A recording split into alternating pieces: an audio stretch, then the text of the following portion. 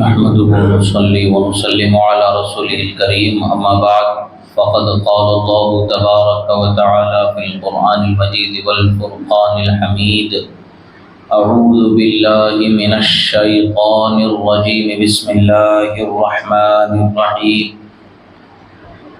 إنا أرسلناك شاهدا ومبشرا ونذيرا لتؤمنوا بالله ورسوله وتعزروه وتوقروه وتسبحوه بكرة وأصيلا صدق الله مولانا العظيم وصدق رسوله النبي الأمين الكريم ونحن على ذلك لمن الشاهدين والشاكرين والحمد لله رب العالمين۔ ایک مرتبہ عقیدت و محبت کے ساتھ درود شریف کا نذرانہ پیش کریں۔ اللہم صلی علی سیدنا نبینا مولانا محمد عدد ما فی علم اللہ صلاة دائمة بدوام ملک اللہ وعلی آلہ واصحابہ اجمعین۔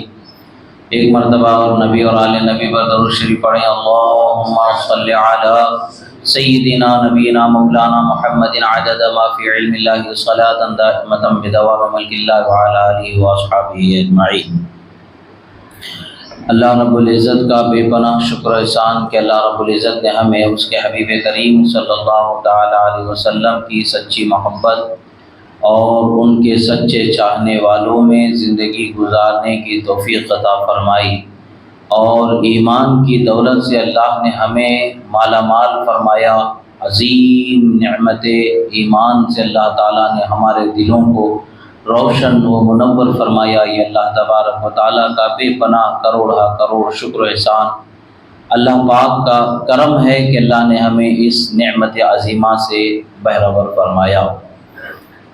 اگر اللہ تعالیٰ محض اپنے فضل و کرم سے یہ چیز ہمیں عطا نہیں فرماتا تو ہدایت اور نعمت ایمان سے ہم کوسوں دور ہوتے، مگر اللہ نے کرم فرمایا، ہمیں ہدایت نصیب فرمائی اور ہدایت پر روشن فرمایا۔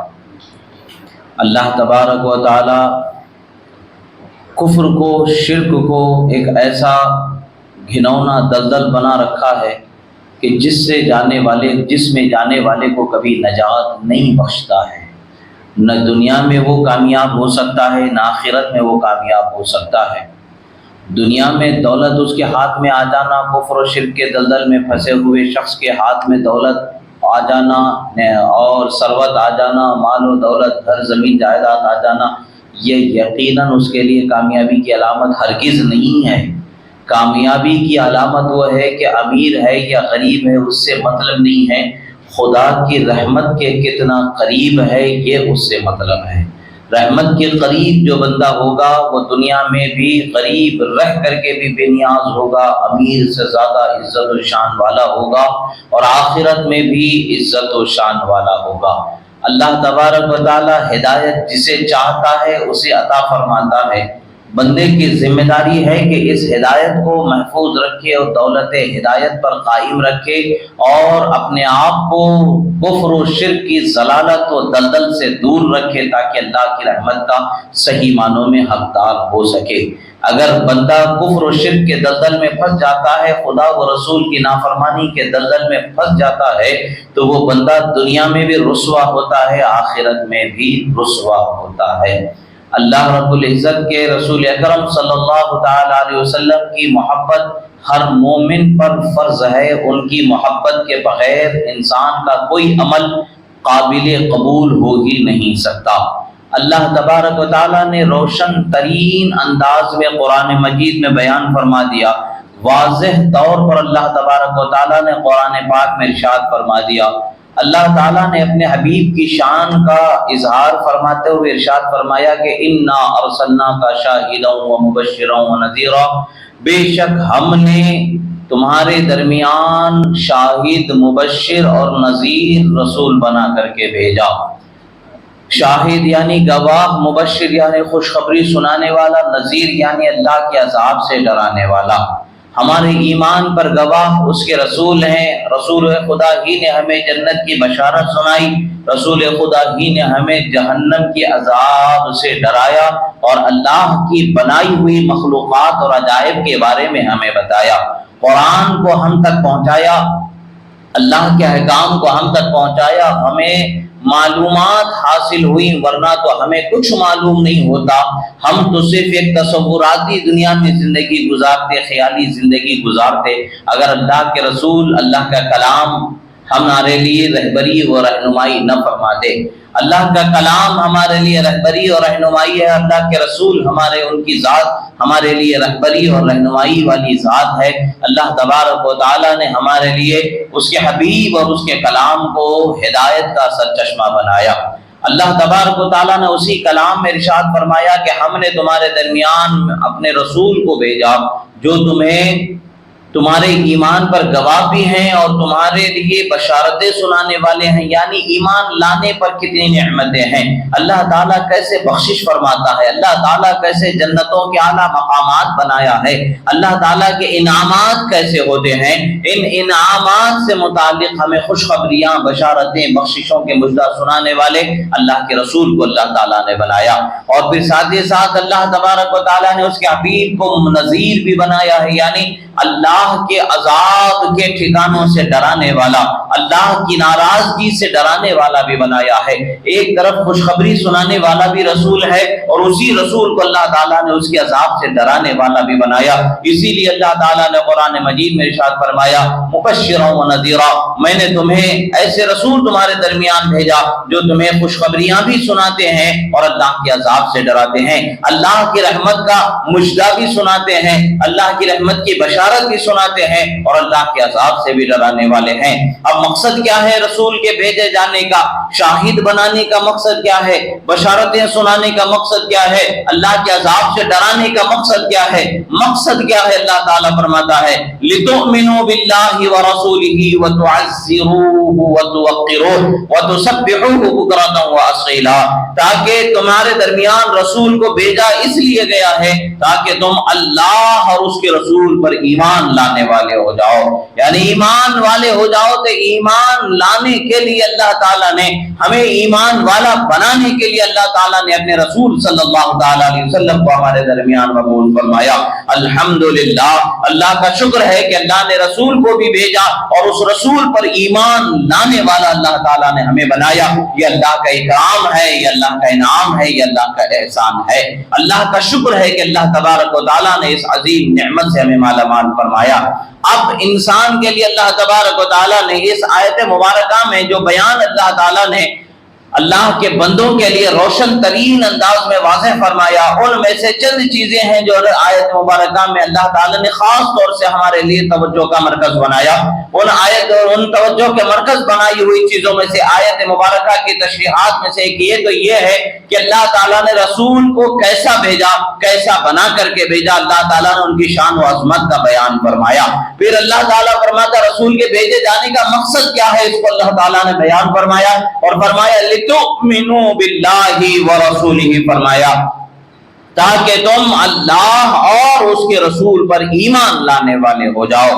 اب یہاں پر ایمان لانے کے بعد ایمان والوں پر جو سب سے پہلا ذمہ، جو سب سے پہلے عزیمت جو بندوں پر اللہ تبارک و تعالیٰ لاگو فرما رہا ہے، وہ کیا فرما رہا ہے؟ لِتُؤْمِنُوا بِاللَّهِ وَرَسُولِهِ وَتُعَزِّرُوهُ وَتُوَقِّرُوهُ وَتُسَبِّحُوهُ بُكْرَةً وَأَصِيلًا۔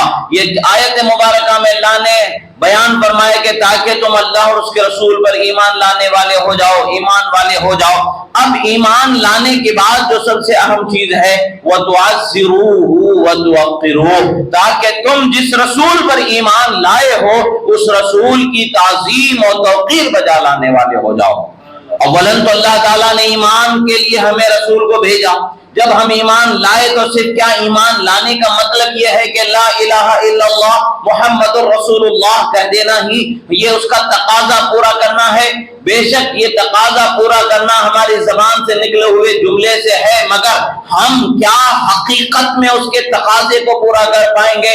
یہ کب ہوگا؟ جب ہم یہ لا الہ الا اللہ محمد الرسول اللہ جو کہیں گے، رسول اللہ کی تمام تر شان و عظمت کا اقرار کرتے ہوئے کہیں گے گے تب ہمارے لیے فائدہ مند ہے، ورنہ تو زمانہ رسالت میں منافق بھی اپنی جان بچانے کے لیے بہت سارے نے لا الہ الا اللہ محمد رسول اللہ پڑھ لیا تھا، اور آج کے زمانے میں بھی بہت سارے لوگ شادی بیاہ کے فائدے کے لیے زبان سے پڑھ لیتے ہیں مگر دل میں ان کے ایمان اترتا نہیں ہے۔ یہ ایمان نہیں اترنا ان کے لیے دنیا میں تو کچھ چیزوں کے لیے امان کا ذریعہ بن سکتا ہے کلمہ زبان سے پڑھ لینا، مگر آخرت میں ان کے لیے کوئی فائدہ دینے والا نہیں ہے۔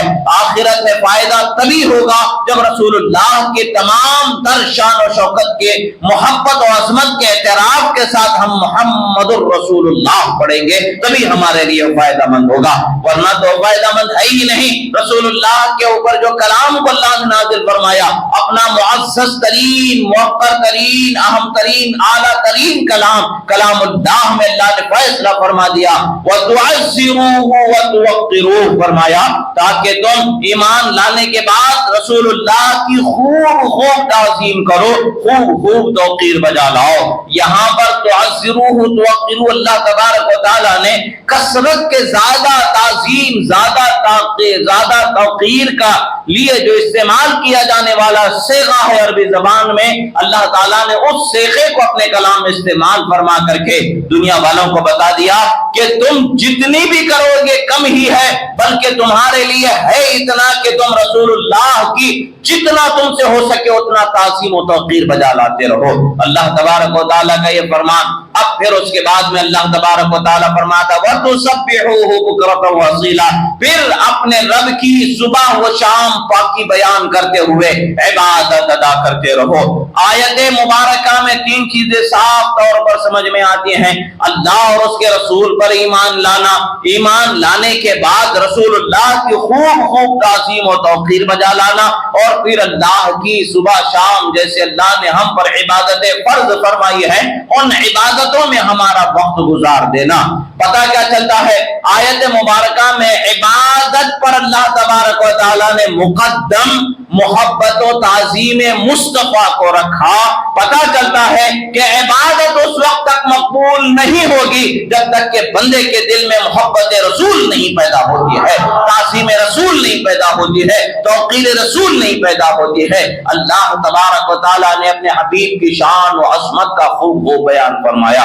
اب بہت سارے لوگ جو عظمت و توقیر مصطفیٰ صلی اللہ تعالی علیہ وسلم کے ذائقے سے نا آشنا ہیں، محبت مصطفیٰ کے ذائقے سے نا آشنا ہیں، وہ اپنے آپ کو ایمان کے دائرے میں رکھنے والے شمار کرتے ہیں، قال اللہ و قال رسول کے فہم اور اس کے علم کا دعویٰ رکھتے ہیں، مگر یاد رکھیں علم کا دعویٰ رکھنے والے علم والے نہیں ہوتے ہیں، اللہ جسے علم عطا فرماتا ہے وہ علم والے ہوتے ہیں، اللہ جسے علم دیتا ہے وہ علم والے ہوتے ہیں۔ علم کسے ملتا ہے؟ جس کے دل میں مصطفیٰ پیارے کی محبت کو خدا نے بسا دیا۔ یہ علم کا روشن چراغ ہی تو ہے کہ بندے کو سمجھانے کے لیے خدا نے روشن قرآن میں بیان فرما دیا کہ ایمان والے ہو جاؤ، پھر مصطفیٰ کی خوب تعظیم و توقیر بجا لاؤ، پھر رب کے عبادت صبح و شام کرنے والے ہو جاؤ۔ عبادت پر محبت مصطفیٰ، تعظیم مصطفیٰ کو مقدم قرآن میں بیان فرمایا گیا۔ اب کہنے والے کہتے ہیں کہ نہیں، یہاں پر مراد اللہ رب العزت کی تعظیم و توقیر بجا لانا ہے۔ یاد رکھیں کہ آیت مبارکہ کی تفسیر دوسری آیت ہوتی ہے، ہمارا خیال نہیں ہوتا ہے، ہم جیسا سمجھیں ویسا ہے، ایسا نہیں ہے۔ الحمدللہ اہل سنت پر اللہ تبارک و تعالیٰ نے بے پناہ انعام و اکرام فرمایا کہ حضرت مولا علی سے لے کر کے ہندوستان کے خواجہ غریب نواز تک کے تمام اولیاء کو اللہ تعالیٰ نے اسی جماعت میں پیدا فرمایا، اور ظاہری باطنی تمام علوم کا دریا اللہ تبارک و تعالیٰ نے ہدایت کا اسی جماعت میں بہایا ہے، اور قیامت تک کے بہتا رہے گا۔ ہدایت کا یہ سرچشمہ ایسا ہے کہ قیامت تک کے طالب ہدایت کو سیراب کرتا رہے گا۔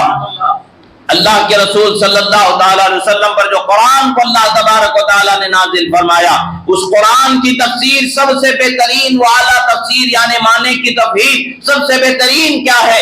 ایک آیت کی تفسیر دوسری آیت سے، یعنی ایک آیت کا معنی و مطلب سمجھنا دوسری آیت سے اس کا واضح طور پر ہوتا ہے۔ اللہ تعالیٰ نے دوسری جگہ پر ارشاد فرمایا وَالَّذِينَ آمَنُوا بِهِ وَعَزَّرُوهُ وَنَصَرُوهُ وَاتَّبَعُوا النُّورَ الَّذِي أُنزِلَ مَعَهُ اولئک هم المفلحون۔ اللہ تبارک و تعالیٰ نے فرمایا اور پس وہ لوگ جو رسول اللہ صلی اللہ تعالیٰ علیہ وسلم پر ایمان لائیں اور اس کی تعظیم کریں، یعنی اللہ کے رسول کی تعظیم کریں اور ان کی مدد کریں، اور وہ نور جو اللہ تعالیٰ نے ان کے ساتھ اتارا ہے یعنی قرآن، اس پر اگر وہ لوگ عمل کرنے اتباع کرنے والے ہوں گے تو یہی وہ لوگ ہیں جو کامیاب لوگ ہیں۔ اللہ نے کامیاب لوگوں کی علامت کیا بیان فرمائی؟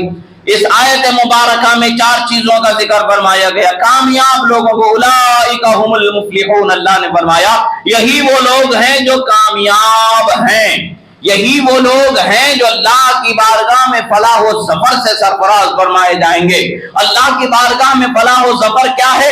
جنت کا حقدار بنا دیا جانا، اللہ کی بارگاہ سے بخشش کا مشتہ عطا فرما دینا، جہنم میں نہ ڈال کر کے جنت کا ٹھکانہ عطا فرما دینا، یہ سب سے بڑی کامیابی ہے۔ اور قیامت کے دن اللہ تبارک و تعالی انہیں اپنی رحمت کا سہارا عطا فرمانا اور اس کے حبیب کی بخشش اور سفارش اور شفاعت کا سہارا عطا فرمانا، یہ سارے وہ امور ہیں جو کامیابی کے امور ہیں، جس کو اللہ تعالیٰ نے فرمایا اولئک هم المفلحون، وہی لوگ ہیں جو کامیاب ہیں۔ وہ لوگ کون ہیں؟ ان کے 4 طریقے، 4 پہچان اللہ تبارک و تعالیٰ نے بیان فرمایا ہے، 4 نشانیاں اللہ تبارک و تعالیٰ نے بیان فرمائی۔ ان میں سے سب سے پہلی نشانی کیا ہے؟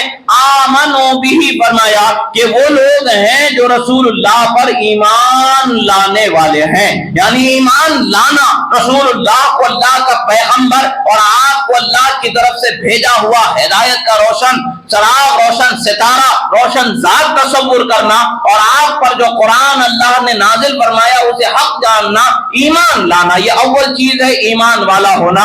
ایمان والا ہونے کے ساتھ ساتھ دوسری چیز کیا ہے؟ وہ آیت مبارکہ کا دوسرا حصہ یہ ہے، پہلے آیت مبارکہ میں بھی اللہ تبارک و تعالیٰ نے یہی فرمایا لِتُؤْمِنُوا بِاللَّهِ وَرَسُولِهِ وَتُعَزِّرُوهُ، فرمایا یا تاکہ تم اللہ اور اس کے رسول پر ایمان لاؤ اور اس کے رسول کی تعظیم و توقیر بجا لاؤ۔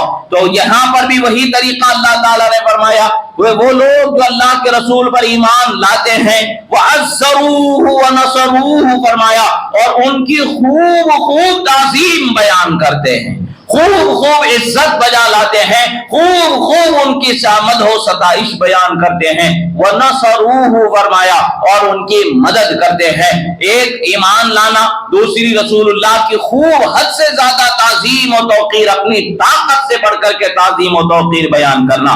حد سے زیادہ مطلب ذات مصطفیٰ کو ذات پروردگار کے برابر، خدا کے برابر ٹھہرا دینا، معاذ اللہ، یہ نہیں ہے، بلکہ اللہ کی ذات حد سے اور احاطے سے پاک ہے۔ اللہ تبارک و تعالیٰ ان تمام تصورات سے پاک ہے۔ ہمارا اہل سنت کا یہی نظریہ ہے، بعد از خدا بزرگ تو ہی القصہ مختصر، یعنی ہم یہی کہتے ہیں خدا کے بعد اگر کوئی مقام و مرتبے والا ہے وہ ذات مصطفیٰ صلی اللہ علیہ وسلم ہے، آپ ہی کی ذات ہے۔ یہ ہمارا عقیدہ و نظریہ ہے الحمدللہ۔ اب رسول اللہ صلی اللہ علیہ وسلم کے اب ایمان لانا، اب اس کے بعد آپ کی خوب تعظیم بجا لانا اور پھر آپ کی مدد کرنا، یعنی آپ جس چیز کا حکم دیں اس چیز پر عمل کرنا۔ آپ اگر آواز لگائیں کہیں کہ اے ایمان والو اٹھو اللہ کے دین کے حفاظت کے لیے اپنی جانوں کا نذرانہ پیش کرو، تو اپنی جان پیش کر دینا۔ اپنے مال کا نذرانہ پیش کرنے کا حکم دے، اپنے مال کو پیش کر دینا۔ اپنی جان، مال، دولت، آل، اولاد، بھائی بہن، رشتہ دار، ماں باپ، سب سے بڑھ کر کے انہی کی محبت کو اپنے دل میں بسانا، یہ نصرت ہے مصطفیٰ، یعنی آپ کی مدد کرنا ہے۔ اللہ تعالیٰ نے بیان فرمایا ایمان لانا، رسول اللہ کی خوب خوب تعظیم بیان کرنا، تعظیم بجا لانا اور آپ کی مدد کرنا، اور پھر اس کے بعد میں فرمایا وَاتَّبَعُوا النُّورَ الَّذِي أُنزِلَ مَعَهُ، یعنی کہ اس نور کی اتباع کرنا جو ان کے ساتھ اترا، یعنی ان پر جو قرآن اللہ تعالیٰ نے اتارا ہے اس قرآن کے احکام کی اتباع کرنا۔ یہ چار چیزیں اللہ تعالیٰ نے بیان فرمایا کامیاب انسان کی۔ جو بندے میں یہ کامیابی کی علامتیں ہوں گی وہی بندہ آخرت میں کامیاب ہوگا۔ اگر کسی کے پاس ان چار چیزوں میں سے ایک چیز بھی کمی ہے تو وہ کامیاب نہیں ہو سکتا ہے۔ اللہ تبارک و تعالیٰ نے کامیاب لوگوں کی چار علامتیں، ان علامتوں میں سے ایک تو ایمان، دوسری عظمت و توقیر مصطفیٰ کا خوب خوب بجا لانا۔ الحمدللہ اہل سنت کے حصے میں اللہ تعالیٰ نے یہ چیزیں بے حد عطا فرمائی ہے۔ اب امام جلال الدین سیوطی علیہ الرحمت والرضوان ارشاد فرماتے ہیں وَتُعَزِّرُوهُ وَتُوَقِّرُوهُ، آیت مبارکہ کی تفسیر میں ارشاد فرماتے ہیں کہ سرکار مدینہ صلی اللہ تعالی علیہ وسلم کی تعظیم و توقیر بجا لانے والے معاملات اور اعمال میں سے ایک عمل آج کے زمانے میں جو لوگوں کے دلوں میں مصطفیٰ کی محبت کو اتارنے کے لیے، مصطفیٰ پیارے صلی اللہ علیہ وسلم کی شان و عظمت کو بیان کرنے کے لیے، آپ کی ذات سے کما حقہ متعارف کرانے کے لیے محافل میلاد، مجالس میلاد، محافل مولود کا اہتمام کیا جاتا ہے۔ اس میں ذکر مصطفیٰ، شان مصطفیٰ، عظمت مصطفیٰ، قرآن کی عظمت، اللہ کی وحدانیت، اللہ کی خالقیت اور اس کے پیغمبروں کی شان و عظمت کا بیان کیا جاتا ہے تاکہ لوگ دین سے کما حق و آگاہ و واقف ہو جائیں۔ یہ چیزیں بھی رسول اللہ کی تعظیم و توقیر کا ایک حصہ ہے۔ لہذا زمانے میں جیسی ضرورت ہوگی اس ضرورت کے لحاظ سے تعظیم و توقیر مصطفیٰ کو عام کیا جانا یہ شرعی تقاضوں میں سے ایک تقاضا ہے۔ الحمدللہ یہ مہینہ ہمارے لیے عظمت والا مہینہ ہے، برکت والا مہینہ ہے، اس لیے کہ اسی مہینے میں نبی آخر الزمان خاتم النبیین محمد الرسول اللہ صلی اللہ تعالی علیہ وسلم دنیا میں جلوہ فرما ہوئے۔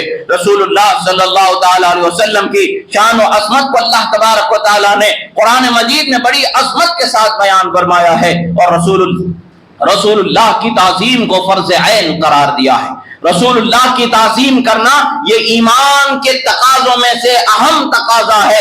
اگر کوئی رسول اللہ کی شان تو بہت بلند و بالا ہے، آپ کے جوتے مبارکہ کے ساتھ بھی اگر کوئی توہین کرتا ہے تو وہ دائرہ اسلام سے نکال دیا جاتا ہے۔ اس کو کوئی نکالے نہ نکالے وہ خود ہی نکل جائے گا، اسلام سے اس کا کوئی تعلق نہیں بچے گا۔ پتہ کیا چلتا ہے؟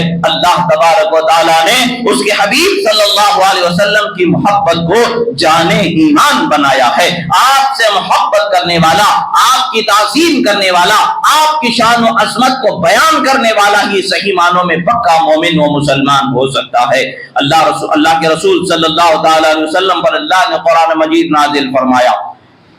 بنو تمیم کے لوگ رسول اللہ صلی اللہ تعالی علیہ وسلم کی خدمت میں حاضر ہوئے۔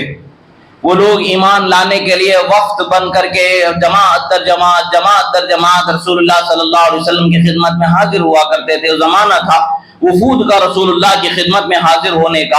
ایک دور ایسا آیا کہ لوگ جماعت در جماعت رسول اللہ کی خدمت میں حاضر ہوتے تھے، اسلام قبول کرتے تھے اور دین کی کچھ باتیں سیکھتے تھے، کچھ اپنوں کو سکھانے کے لیے چھوڑتے تھے یا کسی سیکھے ہوئے کو اپنے پاس لے جاتے تھے دین کے سیکھنے کے لیے، ان کے معاملات کو پورا کرنے کے لیے۔ بہرحال وہ دین کو سیکھنے کے لیے، دین کو حاصل کرنے کے لیے جب رسول اللہ صلی اللہ تعالی علیہ وسلم کی خدمت میں حاضر ہوئے، اللہ تبارک و تعالیٰ نے صحابہ کرام کو خدمت مصطفیٰ کی کیسے تعظیم و تلقین بیان فرمائی، رسول اللہ کی کیسے شان ہے، کیسے تعظیم کرنی چاہیے، اللہ کے رسول کی کیسی عظمت ہے اللہ کے نزدیک، اس کو بتایا اللہ تعالیٰ نے قرآن مجید میں۔ اللہ کے رسول کی شان و عظمت کا بیان جو حدیث قدسی میں اللہ تعالیٰ فرماتا ہے، خلقت الخلق لأعرفهم کرامتک ومنزلتک عندی لولاک لما خلقت الدنیا، یہی فرمایا کہ میں نے تمام مخلوق کو اسی لیے لیے پیدا فرمایا۔ اے حبیب کہ آپ کا مقام و مرتبہ میرے نزدیک کتنا بلند و بالا ہے دکھا دیا جائے، ورنہ تو میں کسی کو نہیں پیدا فرماتا۔ یہ اللہ کا فرمان ہمیں بتا رہا ہے۔ اللہ تعالیٰ قرآن مجید میں ارشاد فرماتا ہے یا ایھا الذین آمنوا لا ترفعوا اصواتکم فوق صوت النبی۔ اللہ تعالیٰ فرماتا ہے اے ایمان والو، ایمان کا تقاضا تو مکمل ہو گیا ہے، ایمان کے بعد جو سب سے اہم تقاضا ہے کیا ہے؟ وَتُعَزِّرُوهُ وَتُوَقِّرُوهُ وَعَزَّرُوهُ وَنَصَرُوهُ، جو آیات مبارکہ ہمیں بتا رہی ہیں ایمان کے بعد رسول اللہ کی تعظیم سب سے اہم تقاضا ہے، سب سے عظمت والا تقاضا یہی ہے کہ رسول اللہ کی تعظیم اور توقیر بیان کی جائے اور بجا لائی جائے۔ اور اللہ تعالیٰ اسی کی طرف فرما رہا ہے یا ایھا الذین آمنوا، اے ایمان والو، لا ترفعوا اصواتکم فوق صوت النبی، نبی کی آواز پر اپنی آواز کو ہرگز بلند نہیں فرمانا۔ اللہ تعالیٰ نے صحابہ کو تلقین فرمائی، طریقہ سکھایا، ادب بارگاہ مصطفیٰ کا کیسے کیا جانا ہے وہ سکھایا۔ فرمایا آواز کو بلند نہیں کرنا، یہ میرے حبیب کی بارگاہ ہے، یہ رحمت للعالمین کی بارگاہ ہے، یہ شفیع المذنبین کی بارگاہ ہے، یہ سید المرسلین کی بارگاہ ہے، یہ صاحب قرآن مبین کی بارگاہ ہے۔ یہی وہ ہے جن کے لیے سب کچھ میں نے پیدا فرمایا۔ وہ جو نہ تھے تو کچھ نہ تھا، وہ جو نہ ہو تو کچھ نہ ہو، جان ہے وہ جہان کی، جان ہے تو جہان ہے۔ رسول اللہ صلی اللہ علیہ وسلم کی شان و عظمت کا بیان۔ اللہ تعالیٰ نے فرمایا آواز کو نہیں بلند کر سکتے، پھر فرمایا اگر خدا نہ خواستہ تم سے ایسا ہو جائے وَلَا تَجْهَرُوا لَهُ بِالْقَوْلِ كَجَهْرِ بَعْضِكُمْ لِبَعْضٍ، فرماتا ہے اللہ تعالیٰ کہ اور اپنے آواز کو جیسے آپس میں ایک دوسرے کے ساتھ مزاحیہ انداز میں یا حدود و مراتب کا لحاظ کیے بغیر دوستانہ ماحول میں جیسے آپس میں ایک دوسرے کے ساتھ دوستانہ انداز میں ایک دوسرے کو بلاتے پکارتے ہو، اس طریقے کے ساتھ نہیں بلا سکتے، بلکہ ادب و تعظیم کا طریقہ ہی روا رکھنا ہے تمہارے لیے۔ فرماتا اگر تم آپس میں جیسے مزاحیہ انداز میں اور ادب اور حفظ مراتب کا لحاظ کیے بغیر جو آپسی گفتگو ہوتی ہے، ایسے ہی اگر تم آپس میں گفتگو کرو گے، ایک دوسرے پر جیسے چیخنا چلانا کرتے ہو، کسی سے محبت ہے تو اسے ڈانٹ کے بلاتے ہو، چیخ کے پکارتے ہو، جو آپس کا حفظ مراتب درجے کا لحاظ کیے بغیر جو آپس میں ایک دوسرے کے ساتھ گفتگو کرنے کا انداز ہے، اس انداز سے تم رسول اللہ کے ساتھ مخاطب نہیں ہو سکتے، رسول اللہ سے تم اس انداز سے گفتگو نہیں کر سکتے۔ اللہ تعالیٰ فرماتا اگر تم ایسا کرو گے کہ اللہ تعالیٰ فرماتا ان تحبط اعمالکم وانتم لا تشعرون، فرمایا اگر تم ایسا کرو گے تو تمہارے سارے جو عمل ہیں نہیں سب برباد ہو جائیں گے اور تمہیں پتہ بھی نہیں چلے گا۔ اللہ کا یہ فرمان کیا بتاتا ہے کہ رسول اللہ کی بارگاہ کا ادب اور احترام یہ اللہ کو غایت درجہ محبوب ہے، غایت درجہ مقصود ہے، غایت درجہ پسند ہے، اسی پر ہمارے نجات کا مدار اللہ تبارک و تعالیٰ نے رکھا۔ عمل کا برباد ہو جانا مطلب کیا ہے؟ ہماری نجات نہیں ہے۔ عمل کا برباد نہیں ہونا مطلب ہماری نجات ہے۔ عمل کا برباد نہیں ہونا کس چیز پر موقوف اللہ نے رکھا ہے؟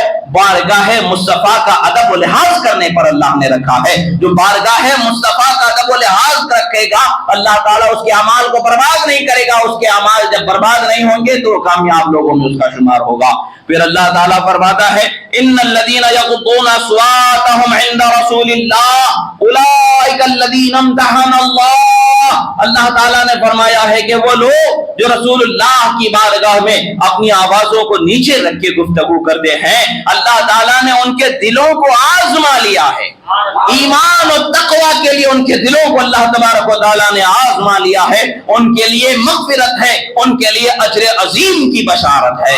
اللہ تعالیٰ نے ارشاد فرمایا لوگوں کو ادب سکھایا ہے، رسول اللہ کی بارگاہ کا رسول اللہ کا ادب سکھایا ہے۔ قرآن تمام جہانوں کے لیے، تمام کائنات کے جتنے بھی اللہ کے بندے ہیں سب کے لیے ہدایت اور رحمت کا روشن چراغ اللہ نے بنایا ہے۔ اسی کلام میں اللہ تبارک و تعالیٰ نے یہ تمام چیزوں کو واضح ترین طور پر بیان فرما دیا۔ پھر اللہ تبارک و تعالیٰ ایک جگہ فرماتا ہے ان الذین ینادونک من وراء الحجرات اکثرهم لا یعقلون۔ اللہ تعالیٰ فرماتا ہے جب بنو تمیم کے لوگ آئے رسول اللہ کے حجرے مبارکہ کے پاس آئے، وہ دوپہر کا وقت تھا، رسول اللہ کی عادت کریمہ تھی کہ ظہر بعد کچھ دیر کے لیے آپ قیل اللہ فرماتے تھے، کچھ دیر آپ بستر استراحت پر آرام فرماتے تھے، بستر کو بھی شان و شوکت بخشتے تھے اور آپ اپنے گھر والوں کے لیے بھی راحت کے اسباب مہیا فرماتے۔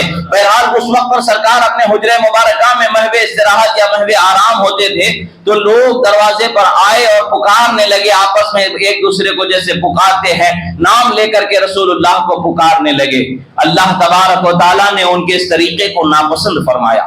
اللہ تعالیٰ نے فرمایا کہ وہ لوگ، بے شک وہ لوگ جو حجروں کے باہر کھڑے ہو کر کے آپ کو پکار رہے ہیں، ان میں سے بہت سارے لوگ کم عقل ہیں، جانتے نہیں آپ کا مقام و مرتبہ۔ اگر جان لیں آپ کا کیا مقام و مرتبہ ہے تو ایسی جسارت نہیں کر سکتے ہیں۔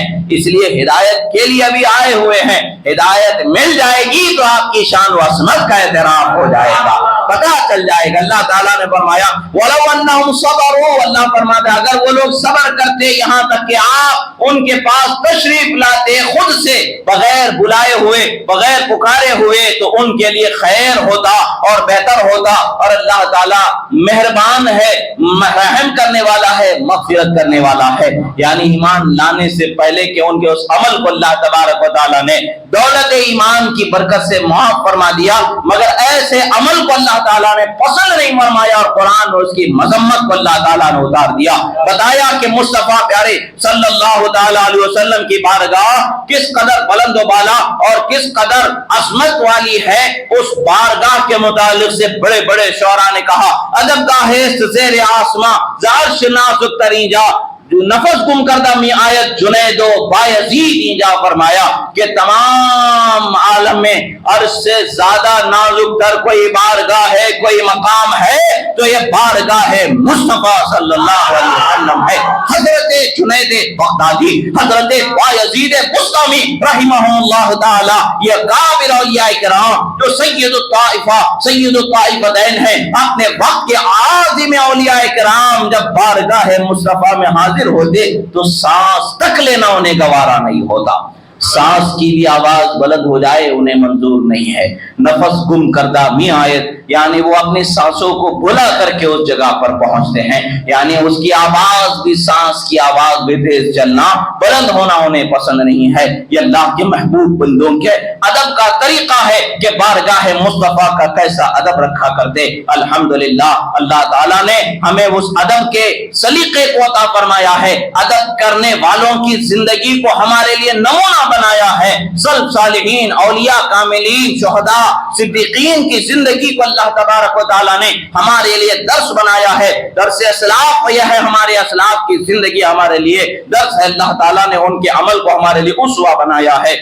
جان لیں کہ رسول اللہ صلی اللہ علیہ وسلم کی تعظیم میں کیا جانے والا ہر عمل اللہ تبارک و تعالیٰ کی بارگاہ میں مقبول ہوتا ہے۔ ہاں، خاص وہ عمل جس کو اللہ تبارک و تعالیٰ نے منع فرما دیا ہے، حرام کر دیا ہے، اس حرام کو اگر کوئی کہے معاذ اللہ، مثال کے طور پر اگر کوئی کہے کہ شراب میں رسول اللہ کی تعظیم میں لوگوں کو پلانا چاہتا ہوں معاذ اللہ، تو دین سے نکل جائے گا، دین سے اس کا علاقہ ختم ہو جائے گا۔ ہاں، جس چیز کے بارے میں اللہ اور اس کے رسول نے ہمیں منع نہیں فرمایا ہے اور ہمارے لیے آسانیاں اور آزادی اللہ تعالیٰ نے رکھی ہے، عمل کی آزادی رکھی ہے، جیسے آج ہم نماز پڑھ رہے ہیں، مسجد میں رنگ و روغن کرنا یہ اللہ اور اس کے رسول نے منع نہیں فرمایا، پنکھے کا، لائٹ کا اہتمام کرنا یہ منع نہیں فرمایا گیا ہے، ثواب کی نیت سے پنکھا لگا دینا یہ بھی منع نہیں ہے بلکہ ثواب ملنے پر ہماری ضمانت ہے۔ اسی طریقے کے ہر وہ کام جس کو ہمارے لیے منع نہیں فرمایا گیا ہے، ان طریقوں سے ہم رسول اللہ کی شان و عظمت کا بیان اگر کرتے ہیں،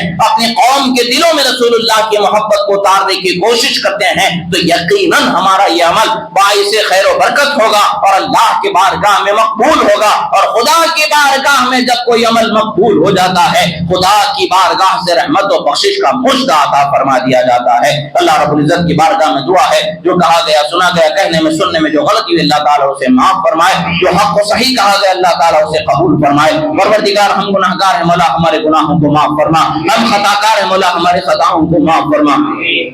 پروردگار تو کریم ہے مولا کرم فرما، تو رحیم ہے مولا رحم فرما۔ دنیا میں جہاں کہیں بھی مسلمانوں پر ظلم ہو رہا ہے مولا ظالموں کو نیست و نابود فرما، مظلوم مسلمانوں کی مدد فرما، بیواؤں یتیموں بے سہاروں بچوں کے لیے اسباب و سہارے و کفو و نگہبان و حمایتیوں کو مہیا فرما، تمام عالم اسلام کو ایک جٹ فرما، پروردگار حق کا بول بالا فرما مولا، ہمارے ملک میں، ہمارے گاؤں میں، ہمارے شہر میں، ہمارے علاقے میں مولا امن، امان، چین، سکون، سلامتی عطا فرما۔